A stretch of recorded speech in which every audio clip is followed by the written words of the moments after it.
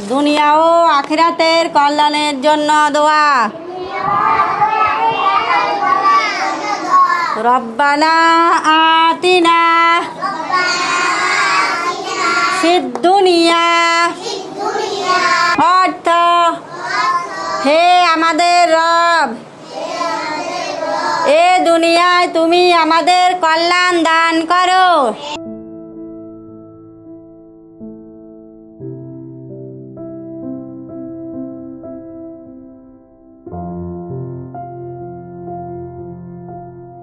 সূরা ইখলাস অর্থ সহকারে। সূরা ইখলাস।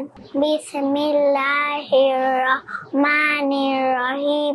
কুল হুয়াল্লাহু আহাদ, আল্লাহুস সামাদ, লাম ইয়ালিদ ওয়া লাম ইউলাদ ওয়া লাম ইয়াকুল লাহু কুফুয়ান আহাদ।